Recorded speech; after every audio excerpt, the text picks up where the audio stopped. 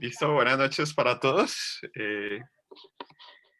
Les saludo en esta noche y pues ya con la oración hecha podemos empezar a estudiar. Este último mes ha sido un tema muy popular eh, pues en redes sociales y en otros escenarios, el hecho de que se haya hecho una nueva versión de la Liga de la Justicia.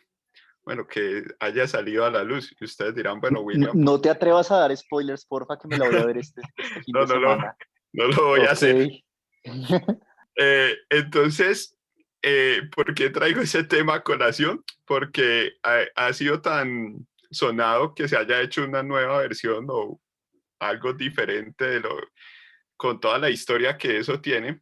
Y creo que Nabucodonosor ya había hecho eso antes. Precisamente el tema que vamos a estudiar esta noche es que él tomó la visión de lo que hizo Dios, de lo que Dios le dio, y hizo su propia versión. Y esa fue la que publicó delante del mundo. Entonces vamos a estudiar cómo fue eso.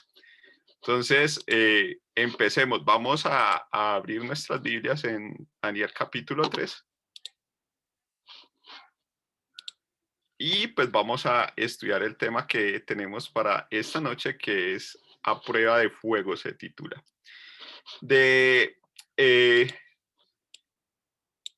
Así como a manera del previously, lo que había sucedido antes, estudiamos que en Daniel capítulo 2, pues el rey Nabucodonosor tuvo un sueño, que ese sueño no lo recordaba, que no podía recibir una interpretación.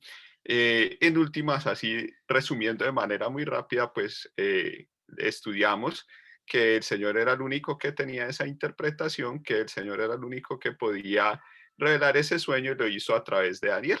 Y lo que hizo fue contarle al rey pues todos los planes que él tenía desde ese momento, desde el imperio babilónico hasta su segunda venida. Nabucodonosor quedó muy sorprendido por todo lo que giró en torno a este sueño y a su interpretación.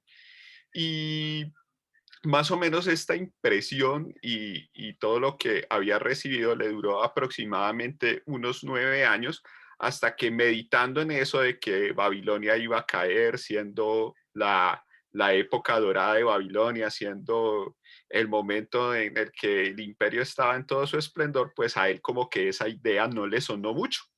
Entonces, como les dije al principio, pues él dijo, voy a crear mi propia versión de la historia que Dios me contó.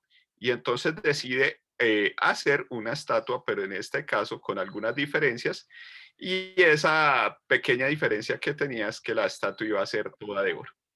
Entonces, con esa introducción, vamos a dividir el estudio de este capítulo en 4 episodios, que es cuáles fueron las intenciones del rey, cuál es ese mensaje profético que tiene Daniel capítulo 3, o el componente especial de la fidelidad que tuvieron estos 3 jóvenes en la situación a la que se enfrentaron y cómo el Señor les brindó protección por su fidelidad. Entonces vamos a arrancar con el primer capítulo, que es cuáles fueron las intenciones del rey.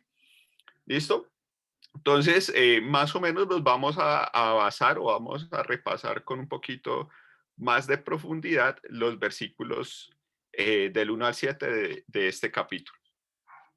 Entonces, como ya les adelanté, en Daniel capítulo 13 nos cuenta que el rey Nabucodonosor, ¿cierto? Dice el versículo 1, hizo una estatua de oro cuya altura era de 60 codos y su anchura de 6 codos. La levantó en el campo de Dura, en la provincia de Babilonia. Entonces, de este episodio tenemos varias cosas que analizar. La primera de ellas es que la estatua era hecha totalmente de oro, como ya se los había dicho. Esto implicaba o tenía un mensaje contrario a lo que, como dijimos, ya se había revelado en la visión, y era que la estatua revelada por Dios estaba hecha de diferentes materiales. Cada uno de esos materiales pues representaba la sucesión de diferentes reinos que iban a irse dando hasta que el Señor mismo viniese a construir su reino eterno. a levantar, como lo dice Daniel capítulo 2. Entonces el rey Nabucodonosor, no gustándole esta versión, pues entonces decide construir su estatua totalmente de oro. Y vemos que la intención no solamente de pronto de mostrar su poder, o la intención no es solamente como llevarle la contraria a Dios, sino que sus intenciones eran un poco más perversas. ¿Por qué? Vamos a ver.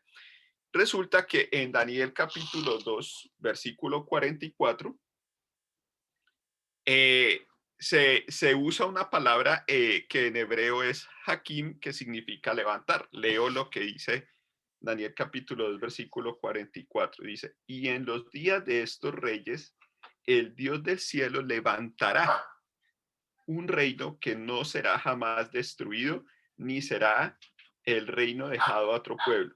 Desmenuzará y consumirá a todos estos reinos, pero él permanecerá para siempre. Al parecer, esta palabra, al parecer esta intención o este plan que Daniel le revela a Nabucodonosor de construir un reino que iba a ser eterno, un reino que no iba a ser destruido por ningún otro, pues le llamó la atención mucho a Nabucodonosor. De tanto así que cuando Daniel narra la historia en el capítulo 3, este verbo se utiliza, o esta palabra, perdón, se utiliza 8 veces en Daniel capítulo 3, y quisiera que repasáramos por lo menos algunas de ellas para notar qué es lo que queremos ver con esto, que la intención que tenía Nabucodonosor era una intención de suplantar, o como decir, contradecir lo que Dios había dicho, y quería imponer su propia voluntad. Miren lo que dice Daniel capítulo 3, versículo 1. Miremos algunas de ellas. Dice, el rey Nabucodonosor hizo una estatua de oro cuya altura era de 60 codos y su anchura de 6 codos, y la levantó en el campo de Dura, en la provincia de Babilonia. En el versículo 2 nuevamente se repite esto. Leo la parte final. Para que viniesen a la dedicación de la estatua que el rey Nabucodonosor había levantado. Mire que vamos a encontrar que en Daniel capítulo 3 siempre se habla de Nabucodonosor. Nabucodonosor había levantado, utilizando el mismo verbo que se menciona en Daniel capítulo 2, versículo 44. Miremos, por ejemplo, el versículo 5. En el versículo 5 dice, la parte final, y adoréis la estatua de oro que el rey Nabucodonosor ha levantado. Entonces, ustedes pueden hacer el mismo ejercicio con los otros versículos, el 5, el 7, el 12, el 14 y el 18, y en todos vamos a encontrar esa misma relación en la que se menciona que el rey Nabucodonosor dice, la estatua que yo levanté, la estatua que Nabucodonosor ha levantado, revelando así, o sea, su intención, como les decía hace un momento, que en otras palabras podríamos decir, no, es que a mí el plan que Dios me ha revelado no cuadra con lo que yo quiero, no encaja en mí, sino que simplemente yo quiero hacer lo que sea mi voluntad. Con Andrés, el martes pasado y el anterior tuvimos la oportunidad de ver que en Babilonia las cosas no sucedían simplemente al azar, sino que todo tenía un significado profundamente religioso. Y vamos a ver más adelante en el relato que esta situación tenía un trasfondo también profundamente religioso. Nabucodonosor era el líder político de su imperio, pero a la vez también como cabeza principal era el líder religioso. O sea que la construcción de esta estatua con esas características, entonces tenía su trasfondo religioso. Y al tener su trasfondo religioso, pues nosotros sabemos que la intención principal era crear un culto a su propia imagen, a su propio poder y a su propia fuerza.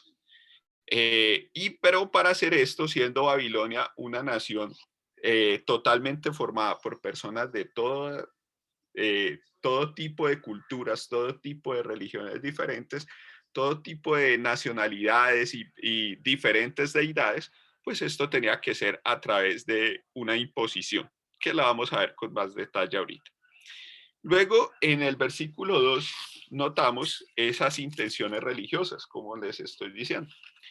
Dice, y envió el rey Nabucodonosor a que se reuniesen los sátrapas, los magistrados, capitanes, oidores, tesoreros, consejeros y jueces y todos los gobernadores de las provincias para que viniesen a la dedicación de la estatua que el rey Nabucodonosor había levantado. Cuando hablamos, utilizamos este término, o la Biblia específicamente utiliza este término de dedicación, se encuentra pocas veces y se utiliza ese término, por ejemplo, cuando se va a hacer la dedicación del templo. Entonces, eso le da una connotación mucho más profunda en el ámbito religioso, que era el plan que tenía Nabucodonosor. O sea, como les dije hace un momento, eh, incitar a las personas y de hecho obligarlas a que hubiesen culto a su propia imagen como persona, pero también a su propio plan, porque lo que estaba diciendo era una blasfemia abiertamente y decir, no, es que el reino de Dios no va a ser eterno, sino es el mío. Babilonia es la que va a reinar eternamente. Otro aspecto que es muy importante y válido de detallar es que las medidas de esta estatua hay algunos comentaristas eh, de Daniel y algunos comentaristas bíblicos que le acomodan a esta estatua el número 666. Yo personalmente lo dejaré para que ustedes lo miren con mayor profundidad, lo lean de fuentes confiables, pero personalmente no coincido con esa interpretación porque me parece muy ajustada, como muy obligada. ¿Cómo sacan el 666 con esta figura? Pues que está los 60 metros, 60 codos, perdón, de altura, los 6 codos de ancho, y que se utilizaron 6 instrumentos en como en el ritual de dedicación. Entonces me parece que como que no es muy clara la interpretación, pero sí me parece más lógica, más obvia, en las que ese sistema sexagesimal que se utilizaba en Babilonia, del cual nosotros todavía tenemos alguna herencia, como por ejemplo la medición del tiempo, los 60 segundos y los 60 minutos para la medición de una hora.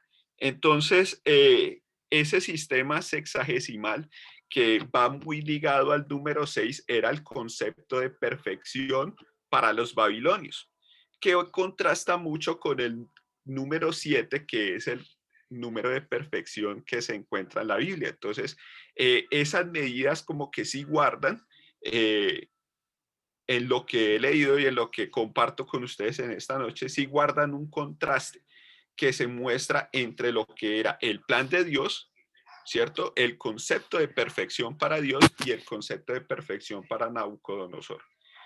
Algunos de los mismos, de algunas fuentes también indican que Nabucodonosor por ese tiempo estaba teniendo ciertos problemas con la unidad de su imperio por una rebelión que estaba ocurriendo dentro del ejército que él había tenido que controlar, y entonces esa construcción de esa estatua, pues lo que hacía era como que invitar a todas estas personas allí, obligarlas de alguna u otra manera a jurarle lealtad y a construir un concepto de unidad y una unidad en todos los aspectos. La unidad religiosa era muy importante para él y lo vemos desde que estamos estudiando el capítulo 1, cuando él toma a todos los cautivos hebreos y se los lleva y dice, bueno, a estas personas, a estos jóvenes, a estos príncipes, los vamos a educar en la cultura de los caldeos, en toda la lengua, en todo lo que tiene que ver con la educación de los caldeos. Entonces se ve como su intención era acoger a las personas y cobijarlas, por decirlo de alguna forma, bajo ese concepto, su concepto de unidad. Muy diferente al concepto que Dios mostraba en la estatua de Daniel capítulo 2.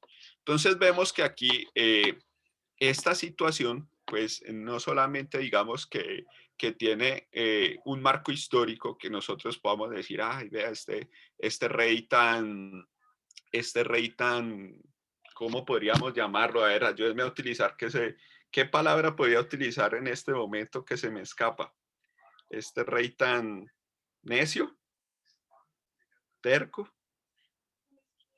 ¿Soberbio? soberbio podría ser, sí, como que, bueno, sí, Daniel capítulo 3 nos habla de este rey, le llevó la contraria a Dios, sí, no, pues, mala gente, sino que todos los detalles que estamos dando indican que detrás de esto hay un trasfondo, ya lo vimos que hay un trasfondo religioso, que hay un trasfondo de idolatría, pero yo especialmente me quedo con el trasfondo de lo que es el mensaje para nosotros, que es lo que vamos a ver ahorita en el mensaje profético.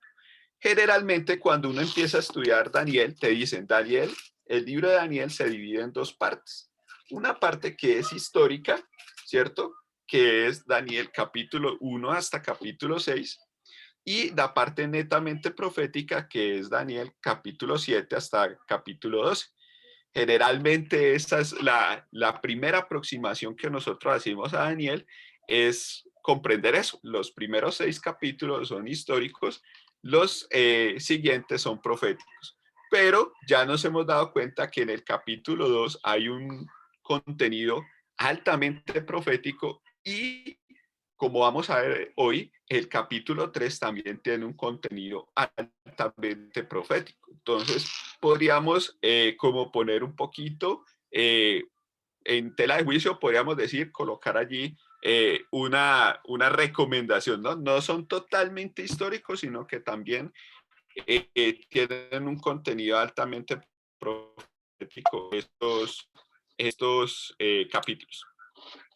Entonces, qué nos muestra Daniel capítulo 3? Pues nos da algunas características importantes de lo que es una religión falsa. Voy a parar un momentico. Si me están escuchando bien, no se ha entrecortado, porque me apareció el letrerito de su conexión es inestable. Pero se escucha muy Nadie bien. No, se Estás escucha bien, bien, está muy bien. bien. Listo, perfecto. Entonces avancemos. Daniel capítulo 3 nos da las características de lo que es una religión falsa. No todas, pero sí algunas características muy importantes. Y de hecho, nosotros, ya habiendo estudiado Apocalipsis, entendemos claramente por qué, por ejemplo, en el mensaje de los 3 ángeles se dice, ha caído ¿quién? La Gran Babilonia. Ha caído Babilonia. Por ejemplo, en Apocalipsis también vemos que hay un capítulo totalmente dedicado exclusivamente a la caída de quién. De Babilonia. Babilonia. O sea, lo que nosotros entendimos cuando estudiamos el libro de Apocalipsis es que Juan toma Babilonia como una figura para representar en el libro de Apocalipsis un sistema falso de adoración. ¿Estamos de acuerdo hasta ahí, sí o no? Así es. Sí, totalmente claro. Entonces vamos a ver cómo Daniel capítulo 3 nos muestra algunas de esas características de lo que tiene una religión falsa y que nosotros podamos en este momento decir, bueno, ¿dónde veo eso? ¿Cómo lo veo? Y eso cómo me podría afectar a mí directamente. Una primera característica eh, que no la coloqué allí dentro de las 3 porque es bastante obvia y me voy a enfocar más en ella, es que hay una coerción. Es decir, las personas son obligadas a, de alguna manera, o hay algún castigo por no llevar esa religión. Pero vamos a sacar esa primera característica del contexto y vamos a colocar otras que están un poco más implícitas. La primera de ellas es la automatización de la adoración. Quiero que ustedes, por favor, se tomen un minutico ahí en su Biblia y lean, por favor, los versículos del 3 hasta el 7. Y me van a decir qué aspecto interesante quisiera escuchar. Encuentran ustedes en esos 4 versículos. Versículos desde el 3 hasta el 7. Voy a parar de hablar un minuto para que ustedes los puedan leer.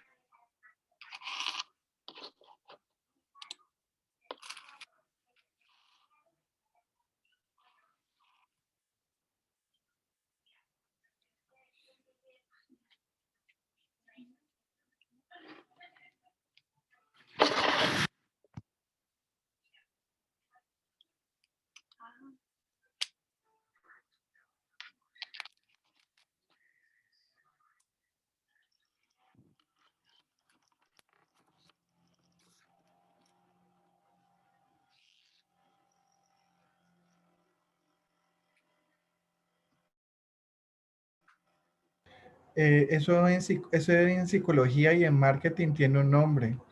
Eso es como aconductamiento, sí, como un aconductamiento programado. Por ejemplo, cuando uno escucha un jingle o cuando uno siente un olor o cuando se te hace referencia a un color en específico que se te ve en una marca o un sonido en específico, eso es marketing y tiene una relación con tu cerebro, un sistema de recordación y automáticamente tiendes a evocarlo en tu cabeza o a generar una actuación de acuerdo a eso. Eso es lo que veo en esos versículos. Listo. Listo, Camilo se lo fue con teorías psicológicas, pero interesante. No había pensado en eso, pero interesante. Por eso me gusta escuchar. ¿Quién ve algún otro detalle en esos versículos de cómo se hace esa adoración?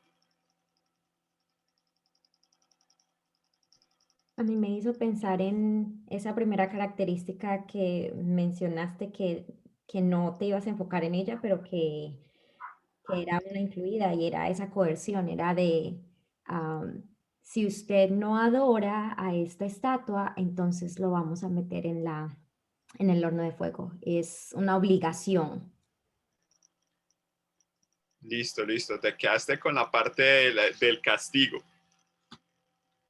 Bueno, no sé si haya alguna otra opinión, pero como el ejercicio también está, que ustedes miren de pronto ahorita cómo se puede ver este sistema que nos describe muy brevemente Daniel capítulo 3, pero se vuelve algo que la gente hace automáticamente, sin pensar en por qué, simplemente obedezco porque me dicen que lo hace así, y que son cosas que terminan convirtiéndose en tradición. ¿Por qué tu religión hace eso? Si en la iglesia dicen que lo hagamos, ¿sí? Eh, bueno, ¿por qué? ¿Cuál es el sustento? ¿Cuál es eh, la forma de hacerlo? O sea, ¿de dónde sacas eso? Eh, es muy importante que nosotros analicemos nuestra propia iglesia y miremos lo que hay a nuestro alrededor y miremos si hay eso. Que nosotros mismos tengamos ese espíritu crítico de decir, bueno, ¿en qué momento nosotros seguimos una serie de pasos dados previamente, una receta, y que esa receta es la receta legal, o por decirlo de alguna forma, es la forma indicada de hacer adoración a Dios? ¿Sí? Entonces, eso es una característica de una religión, de una adoración falsa. ¿Por qué? Porque la Biblia nos dice que a Dios lo debemos adorar con el entendimiento. Y no lo digo yo, lo dice la Biblia. Quisiera que algunos de ustedes me ayuden con esos 3 versículos que están allí. ¿Quién lee el primero?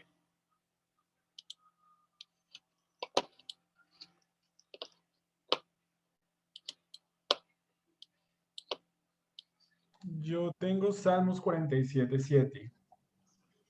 Léelo, por Salmos favor. 47:7 dice así, ¿lo leo?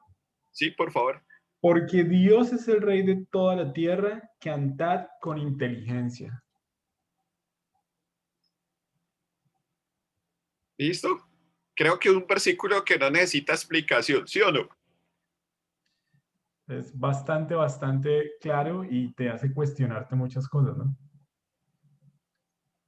De hecho, William, ¿Sí? así respecto a lo que estás diciendo y antes de que la siguiente persona encuentre el siguiente versículo y también para darle un poquito de tiempo, solamente quería decir que justo hoy estaba viendo un pastor que predica en inglés que me parece muy interesante, creo que se llama Mark, creo que es de apellido Myers, y el pastor justo hacía como una reseña de cómo todas las decisiones que estamos tomando hoy y la forma en la que tomamos decisiones nos están preparando para ese momento decisivo en el cual tengamos que aceptar o no aceptar lo que será la marca de la bestia, ¿no? Y la marca de la bestia, que ya lo estudiamos en Apocalipsis, es precisamente la imposición de una falsa adoración, exactamente lo mismo que muestra Daniel 3, por la imposición de un falso día de reposo. Entonces es interesantísimo ver cómo o nos estamos preparando para permanecer fieles en este momento o nos estamos preparando para fallar en este momento. Sea para lo que sea que nos estemos preparando, nos estamos preparando. Bueno, antes de leer Juan,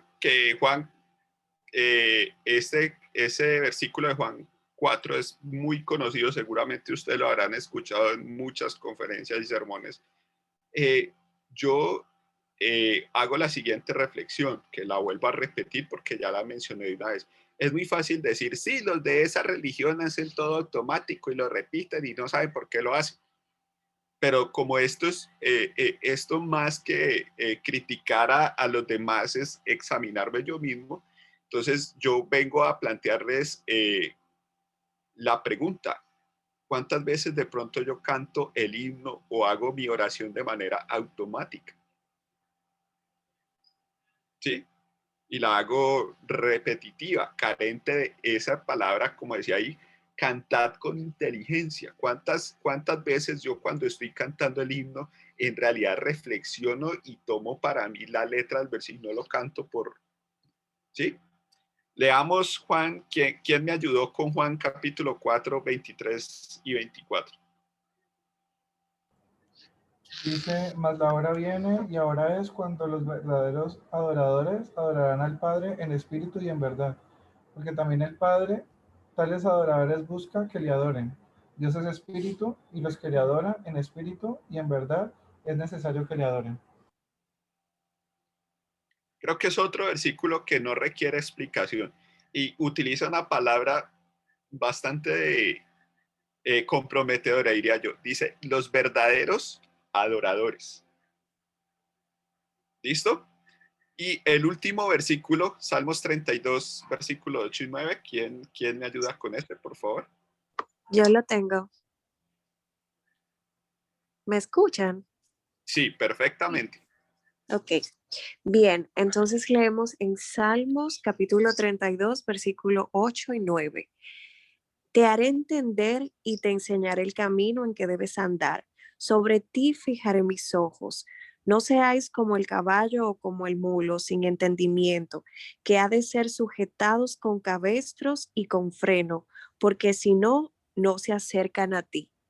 Y antes de dar la explicación, tomo aquí la parte del versículo 9, cuando tú mencionabas acerca del entendimiento, y es totalmente acorde a lo que tú decías. A veces, ¿cuántas veces nosotros leemos o elevamos una oración o cantamos y al fin y al cabo hacemos cosas repetitivas y no reflexionamos de lo que estamos leyendo o lo que estamos estudiando, lo que estamos cantando? Y sin darnos cuenta, a veces caemos en ese círculo donde estamos haciendo vanas repeticiones y al fin y al cabo como que no tienen algún sentido, o nos desviamos de la verdadera adoración a Dios, que es al mismo tiempo adorarlo en espíritu y en verdad, y que tú como estudioso o que estás reflexionando puedas obtener un beneficio espiritual en ese momento. Ok, muchísimas gracias. Creo que está más que claro, ¿cierto que sí? Bueno, por aquí, listo. Razón, por aquí nos dice Camilo. Bueno, creo que la Biblia es muy clara en explicarnos y hacernos entender que la religión o la adoración específicamente es algo que requiere de la razón.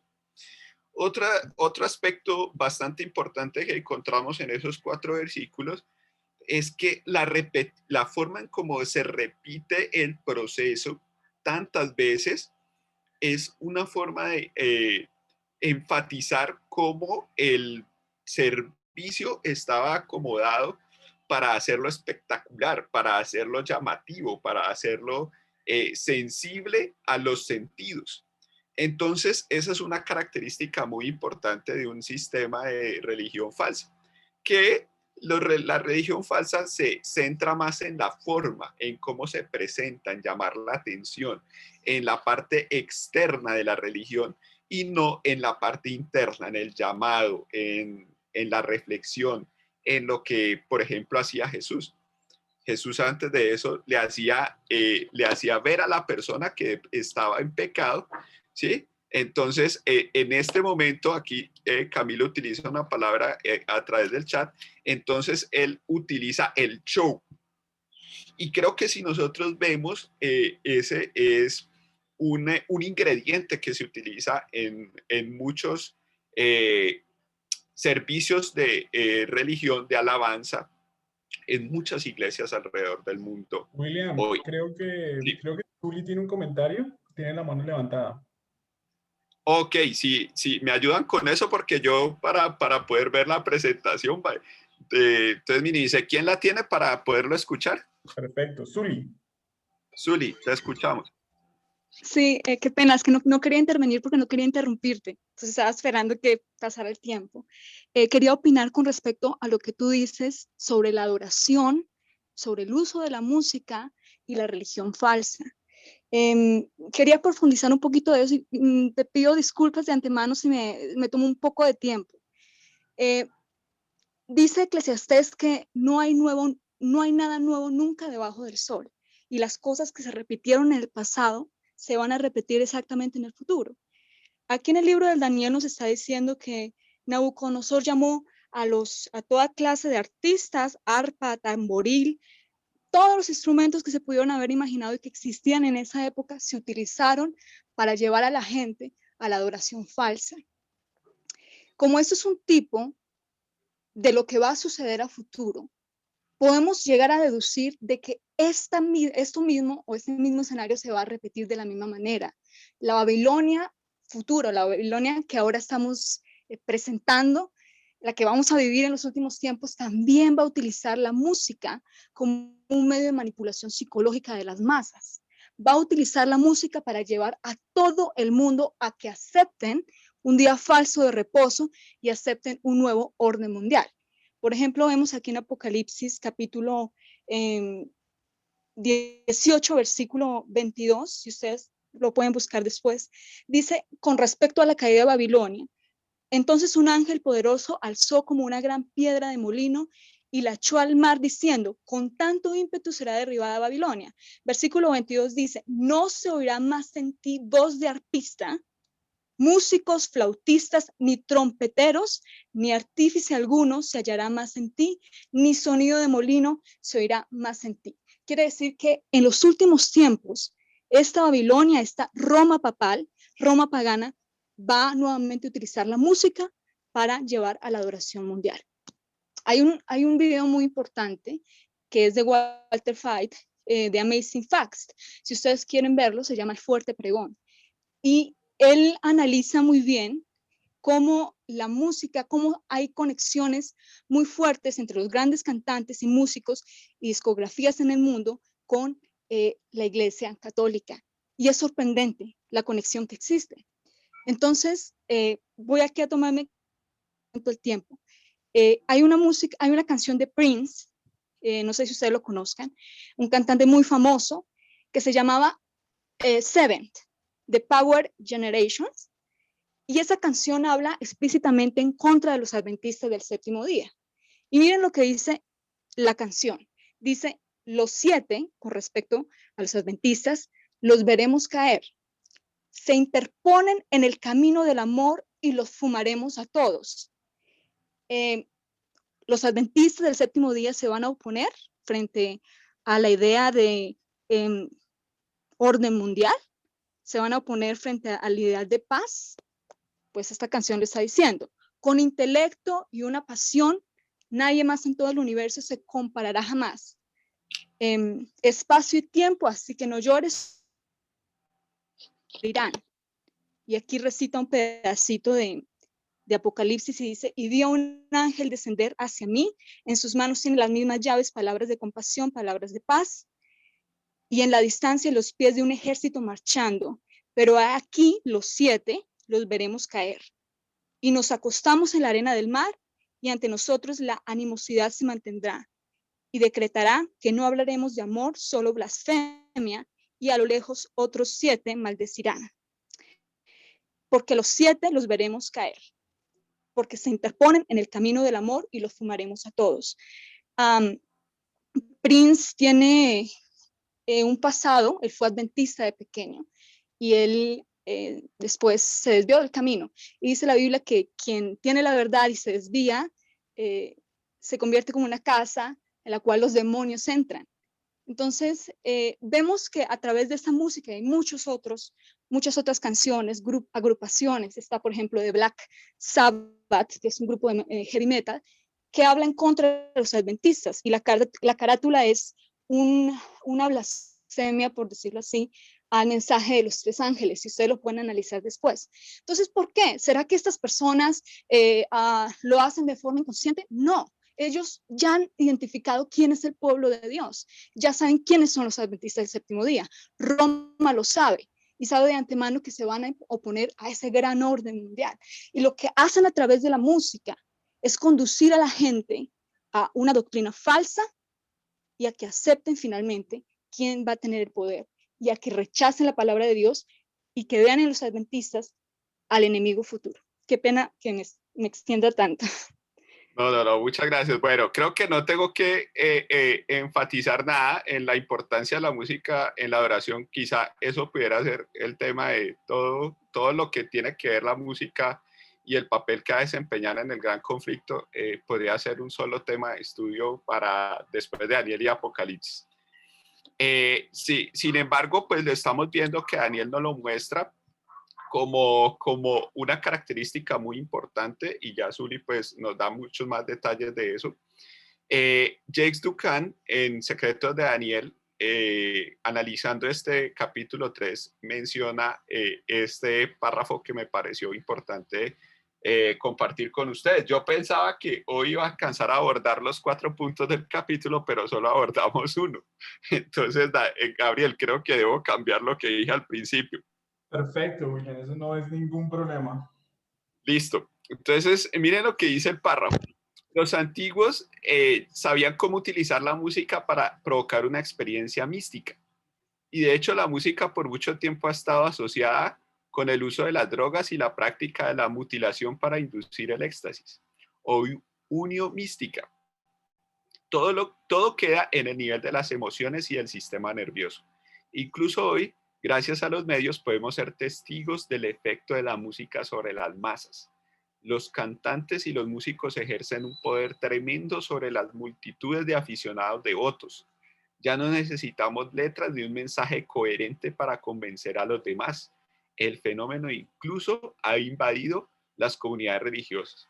Yo añado de esas 2 frases finales, donde dice que ya no necesitamos letras ni un mensaje coherente para convencer a los demás.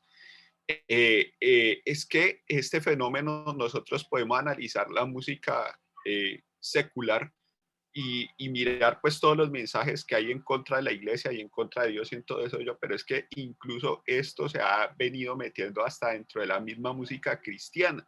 O sea que, bueno, no quiero entrar allí, como les dije, el tema de la música es un tema bastante profundo. Simplemente esto lo estamos mencionando acá como una de las características principales de un sistema falso de adoración, y que es muy importante, como yo estoy haciéndoles el llamado en esta noche a ustedes, que nosotros reflexionemos primero, qué es lo que yo estoy escuchando.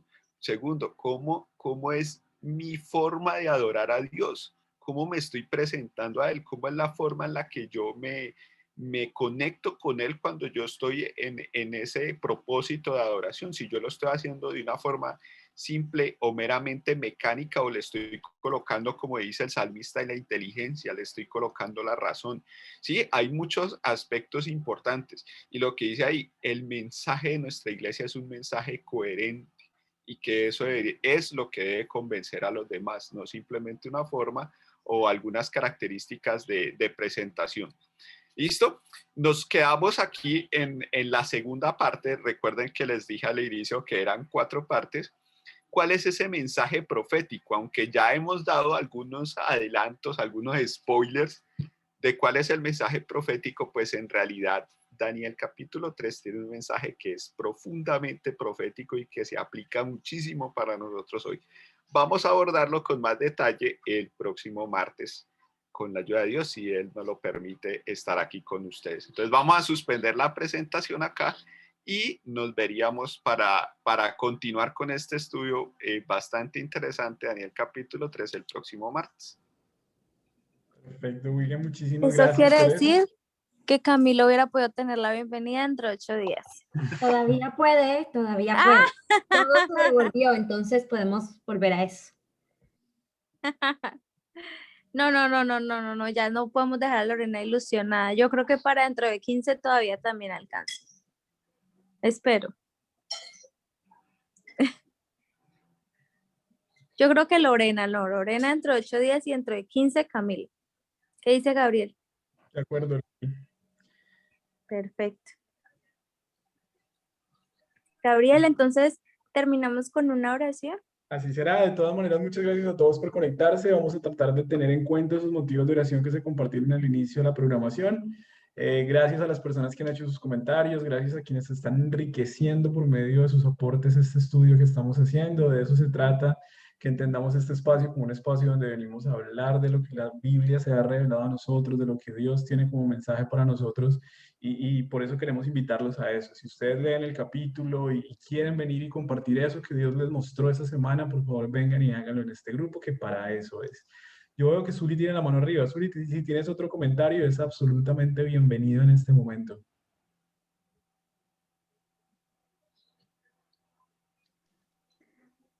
No, yo no la tenía Ok. levantada, pero bueno, pero sí voy a opinar ya que me da la oportunidad. Perfecto. Sí, con respecto a la música, es un tema fascinante, como lo decía el profesor, porque en efecto sí, nosotros como adventistas tal vez queremos acercarnos a Dios, queremos hacer las cosas bien, pero no dejamos de lado nuestro gusto por la música del mundo. Entonces, de vez en cuando tenemos ahí en nuestro carro, en nuestro celular, música y la escuchamos, pero detrás de eso se esconde una verdad muy, muy letal para todos nosotros. Y es que la música tiene mensajes encriptados que el consciente no capta, pero el inconsciente sí, y modifica nuestra conducta y hace que nosotros perdamos la sensibilidad espiritual y que no deseemos con el tiempo querer escuchar la palabra del Señor. Entonces, la invitación que yo siempre hago cuando doy charlas precisamente de música es a que sobre todas las cosas guardemos nuestro corazón, las avenidas del alma, porque eso va a depender nuestra vida. Eso es. Gracias, Zuli. Nos encantaría que nos sigas acompañando cada martes para que sigas enriqueciendo este estudio con tus aportes. William, ¿te gustaría tener una oración para terminar el estudio de este martes? Listo.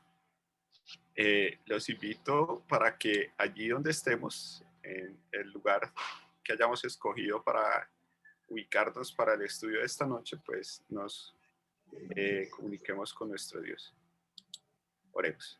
Padre bueno, en esta noche alabamos tu nombre, porque tú has permitido que de nuestro tiempo, de nuestras actividades, hayamos tomado la decisión de apartar esta hora y conectarnos aquí con un único propósito, que es estudiar tu palabra, aprender más, compartir el mensaje de lo que ha sido producto de nuestro estudio, enriquecer nuestro estudio y nuestro conocimiento acerca de lo que tú has dejado para nosotros.